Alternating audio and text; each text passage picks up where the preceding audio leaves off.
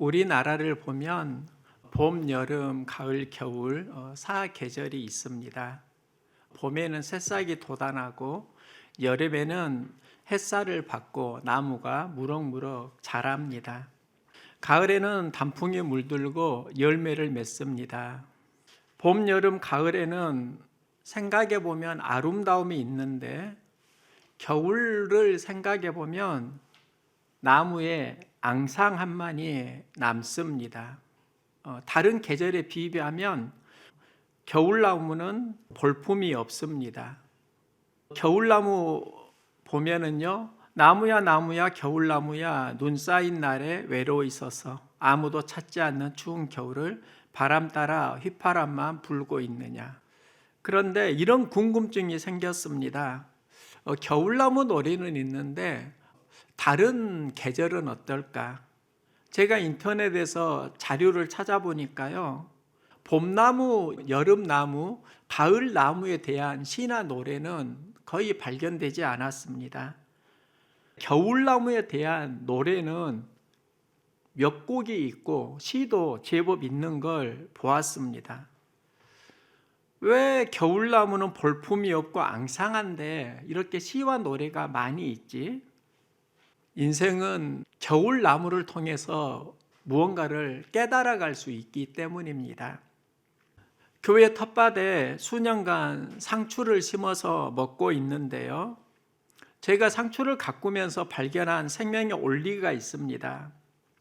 봄에 상추 모종을 심으면 보통 한 달 정도를 먹을 수 있습니다. 늦가을 상추는 자라지 않고 봄에 햇살을 받아야 자라는데요, 늦가을 상추는 몇 달을 기다려야 먹을 수 있습니다. 봄 상추는 한 달 정도 기다리면 자라서 먹을 수 있는데 동계 상추는 그게 아닙니다. 몇 달을 기다려야 합니다. 그런데요, 저는 동계 상추를 참 좋아합니다. 봄 상추는 한 달 정도 먹을 수 있다고 하면 동계 상추는 시들지 않고 4달 이상을 먹을 수 있기 때문입니다. 왜 봄 상추는 빨리 자라고 한 달 정도 먹을 수 있는데 동계 상추는 그렇게 오랫동안 먹을 수 있지? 봄 상추와 동계 상추의 차이가 있습니다. 봄 상추는 햇살만 경험하지만 동계 상추는 살얼음의 추위를 경험합니다. 그리고 자라지 않는 것 같지만 그 추위 속에서 뿌리는 더욱더 견고해지고요, 겨울을 지낸 상추는 봄에 훨씬 더 긴 생명력을 유지하고 있습니다. 우리는 보통 자라는 봄 상추를 보지만 뿌리가 자라는 동계 상추의 삶을 생각하지 않고 일상을 살아갈 때가 있습니다. 겨울에는 성장 과정이 보이지 않기 때문입니다. 그래서 답답할 수도 있고 매력이 없을 수도 있습니다. 예수님은 사랑하는 제자들에게 말씀하십니다. 누구든지 자기 십자가를 지고 나를 따르지 않는 자는 능히 내 제자가 되지 못하리라. 자기 십자가를 지고 나를 따르라. 예수님도 또 당신의 십자가를 감당하십니다.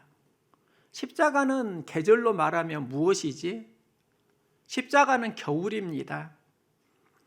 부활은 봄입니다. 우리는 봄을 보지만 예수님은 봄을 이루는 그 과정을 말씀하시는 겁니다. 이게 예수님의 비전입니다. 신학교를 다닐 때 많이 들은 말이 십자가가 없으면 영광의 면류관도 없다. No cross, no crown입니다. 처음 예수님을 영접했을 때 예수 믿어야 천국에 간다. 몸은 죽어서 흙으로 가고 영은 예수 믿고 하나님께 간다. 이 이야기를 들었습니다. 그런데 저는 죽음 이후의 세계가 어렸을 때 믿어지지 않았습니다. 그러다가 무당이 굿하면서 귀신과 이야기한다는 말을 간접적으로 들었습니다. 좀 신기했습니다. 그러다가 학생회 수련회에서 목사님이 귀신 들린 성도를 기도로 거꾸러뜨리고 귀신이 쫓겨나가니까 그 성도의 정신이 돌아오는 것을 보았고 체험했습니다. 그때 보이지 않는 영의 세계가 있구나. 육신의 세계만 생각했는데 보이지 않는 그런 영의 세계들이 경험이 되면서 믿음은 상당히 급성장했습니다. 나의 죄를 사하시기 위해 예수님은 십자가에 죽으시고 다시 살아나셨다. 예수의 부활은 나의 생명의 부활이다. 예수 믿으면 구원을 받는다. 이 고백을 하면서 첫사랑은 성장을 했습니다. 그리고 후에 신학을 하면서 발견한 생명이 있는데 No cross, no crown입니다. 십자가가 없으면 생명이 없다. 우리의 믿음을 보면 No cross, yes crown. 십자가는 싫고 영광의 면류관은 생명은 좋은 겁니다. 왕관은 쓰고 싶다는 것입니다. 우리는 십자가 없는 생명을 추구하는데 그러다 보니까 우리 안에 나타나는 현상이 무엇인가? 신앙의 생명력들이 자꾸 약화되고 있습니다. 바울은 이 진리를 이렇게 설명합니다. 십자가의 도가 멸망하는 자들에게는 미련한 것이요 구원을 받은 우리에게는 하나님의 능력이라. 생명을 살리는 하나님의 능력이 십자가를 통해서 온다는 말씀입니다. 십자가의 도를 모르면 그를 미련한 자라고 말씀합니다. 우리는 생명의 원리를 잘 이해를 해야 하는데요. 모세는 성경에서 가장 영향력 있는 리더입니다. 그는 애굽에서 40년을 살았습니다. 부와 명예를 누릴 수 있는데 40세에 도망자가 됩니다. 미디안 광야에서 80세까지 무명의 목자로 살아갑니다. 40세까지는 화려하고 좋은데 그 이유는 초라하고 보잘것없습니다. 그런데 하나님께서는 초라하고 보잘것없는 그 모세를 80세 때 부르십니다. 저는 이런 질문을 했습니다. 왜 하나님은 40세 때 애굽 왕자 때 모세를 부르지 않고 80세 미디안 목자, 무명의 목자, 힘없고 보잘것없는 그를 부르시는 것이지? 여기에서 발견한 답이 있는데요. 모세는 애굽의 40년이 아니라 광야의 40년에서 하나님께 준비가 되어진다는 겁니다. 애굽에서는 겨울을 지내지 않지만 외롭고 황량한 광야에서 모세는 겨울을 지내고요. 그 겨울에 길들여지는 성품이 온유입니다. 모세가 온유하다 이 말은 광야에서 길들여진 것입니다. 온유는 tamed power, 길들여진 힘을 말합니다. 하나님께 길들여진 성품을 말합니다. 좋은 날에 하나님께 길들여질 것 같지만 그렇지 않습니다. 힘들고 어려울 때 길들여집니다. 요셉은 사랑받는 아들로 자라고요. 어느 날 하나님 꿈을 꾸고 그의 인생은 꿈을 꾸는 그때부터 어려움을 만납니다. 형들에게 미움을 받고 구덩이에 생매장되는 위험을 받기도 합니다. 그러면서 요셉이 꾼 꿈이 어떻게 이루어지는지 보자. 요셉을 죽이려고 계획하면서 형제들이 이렇게 요셉의 꿈을 조롱합니다. 그때 애굽 상인들이 지나가고요. 애굽 상인에게 은 20냥의 노예로 팔게 됩니다. 그래서 요셉은 애굽으로 노예로 팔려가는데요. 그러면 이 애굽 상인은 누구인가? 말씀을 준비하면서 이런 생각을 해 보았습니다. 그 상인을 하나님이 보내셨을 수 있겠다. 그 상인들을 통해서 꿈을 이루는 애굽으로 팔려가기 때문입니다. 애굽은 하나님의 꿈을 이루는 장소가 됩니다. 그곳에서 하나님과 열심히 동행하고 그는 보디발의 집에서 노예로 생활합니다. 열심히 일하니까 보디발이 요셉의 총명함을 보고 그를 가정 총무로 등용합니다. 여기에서 그는 애굽의 경제 흐름을 알고요, 사람 다루는 방법을 배웁니다. 이제 내 인생이 잘 나가나 했는데 보디발의 아내가 동침하자고 유혹합니다. 요셉은 그 유혹을 뿌리쳤는데 도리어 요셉이 보디발의 아내를 강간했다고 누명을 쓰고 감옥에 갑니다. 애굽에 가는 것도 그리고 감옥에 가는 것도 요셉의 인생의 혹독한 겨울이라고 할 수 있습니다. 요셉은 여기에서 떡 굽는 관원, 술 맡은 관원을 만나게 되고요, 그들의 꿈을 해석해주고 나중에 바로 왕이 꿈을 꿀 때 감옥에서 만났던 그 술 맡은 관원이 요셉을 바로 왕에게 소개해 줍니다. 요셉은 바로 왕의 꿈을 해석해주고 그가 총명하니까 그를 애굽의 총리로 등용합니다. 요셉이 애굽의 총리가 되는 과정을 보면은요, 수많은 겨울이 있었습니다. 어떤 겨울이었는가? 애굽의 노예로 팔리고 억울하게 누명을 쓰고 감옥에 가고, 그것은 우리가 불평하고 원망할 수 있는, 영적으로 말하면 지독한 겨울입니다. 그런데 그가 애굽에 가지 않았다면 어떻게 되었을까요? 그리고 노예로 팔려서 보디발의 집에서 가정 총무로 그 일을 보면서 경제 흐름을, 사람 다루는 걸 배우지 않았다고 하면 그가 애굽의 총리가 되었을 때 무슨 실력으로 그 일을 감당할 수 있었을까요? 보디발의 집에서의 그 경험은요, 나중에 애굽 총리의 전 경험이 됩니다. 감옥에서의 경험은 나중에 바로 왕을 만날 수 있는 인맥의 연결고리가 됩니다. 우리는 알 수 없지만 그 모든 게 다 하나님의 인도하심이었다는 겁니다.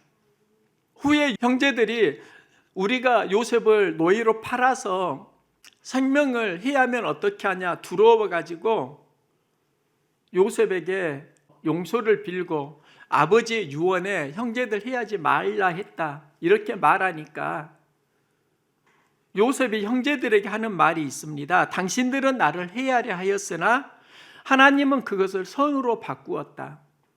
당신들이 나를 해하려 했다, 이건 겨울을 의미합니다. 하나님이 그것을 선으로 바꾸셨다. 겨울을 통해서 하나님은 꿈을 이루셨다는 말씀입니다. 바울은 2차 선교 여행을 아시아로 계획을 하는데요, 성령님께서 바울을 막으시고 그를 마게도냐로 인도하십니다. 마게도냐로 가서 제일 먼저 만나는 성이 로마의 식민지 빌립보입니다. 그곳에 거주하다가 귀신 들린 종을 만나고요, 귀신 들린 종이 자꾸 괴롭게 하니까 바울과 실라가 기도하고 귀신을 쫓아냅니다. 이제 귀신 들린 여종은 귀신이 나가면 참 좋은 일인데, 그런데 문제는 여기에 또 하나 발생합니다. 그 여종의 주인은 그가 귀신이 들려서 점을 치고 돈을 벌었는데 귀신이 나가니까 점을 치지 못하는 겁니다. 바울과 실라를 고발하고 바울과 실라는 지하 감옥에 손과 발이 착고에 채워지고 갇혀지게 됩니다. 이 지하 감옥이 어디일까? 영적으로 겨울을 맞이했다는 겁니다. 우리는 이런 상황이 되면 보통 이렇게 말합니다. 나 아시아로 가려고 했는데 성령님이 나를 이곳에 보내시고 말씀 따라서 왔는데 어떻게 된 것입니까? 하나님 왜 그러세요? 불평 원망할 수 있습니다. 이때 바울과 실라는 절박하게 하나님께 기도합니다. 한밤중에 사람들이 들을 만큼 간절하게 기도했다. 하나님은 기도 들으시고 감옥문을 열어주십니다. 그러면 찬양과 기도가 무엇을 의미하는 거지? 내 문이 닫혔을 때 절망하지 않고 하늘 문을 열었다는 겁니다. 우리는 환경의 문이 닫히면 여기에서 절망하고 낙심하는데요. 바울과 실라는 어떤 믿음이 있었는가? 그 상황 속에서 하늘 문을 여는 겁니다. 하늘 문을 열 때 하나님께서 갇힌 감옥 문을 열어주십니다. 이때 난처해진 사람이 간수입니다. 지진이 나고 감옥 문이 열리니까 모든 사람들이 다 도망간 줄 알고 두려워하면서 칼을 들어 차라리 죽는 게 낫겠다. 그 당시에 간수가 그 감옥을 지키지 못하면 그 죄수의 벌을 간수가 받아야 했습니다. 사형입니다. 두려워서 칼로 자기를 해하려고 할 때 바울과 실라가 외칩니다. 바울이 크게 소리 질러 이르되 내 몸을 상하지 말라. 우리가 다 여기 있노라. 감옥은 열렸는데 바울과 실라는 도망하지 않고요. 도리어 죽으려고 하는 간수를 살려줍니다. 간수는 이 상황에서 변하게 되고요. 바울에게 무릎을 꿇고 묻습니다. 선생님이요, 내가 어떻게 하여야 구원을 받으리이까? 이런 의미입니다. 어떻게 하면 내 인생이 막힐 때 하늘문을 열 수 있습니까? 바울은 말합니다. 주 예수를 믿으라. 그리하면 너와 내 집이 구원을 받으리라. 간수는 여기서 예수를 영접하고요. 간수와 그의 가족 친지들이 함께 예수 믿고 세례를 받습니다. 구원을 경험합니다. 목회를 하면서 겨울을 경험하곤 합니다. 때로는 굉장히 혹독한 겨울을 느낄 때가 있습니다. 사역을 하면서 절박하게 기도하는 것이 있습니다. 하나는 교회 사역을 할 때 하나님 현실적인 필요는 하나님이 좀 채워주세요. 이 기도합니다. 그리고 또 하나는 진정한 친구를 보내주세요. 친구가 누구인가 연약함도 알고 장점도 알고 그 모든 것을 포용하고 받아주면서 하나님 나라를 이루어갈 수 있는 동역자입니다. 나는 친구가 있어야 사역을 할 수 있다는 걸 알았습니다. 그런데 친구를 언제 만나지 생각을 해보니까요.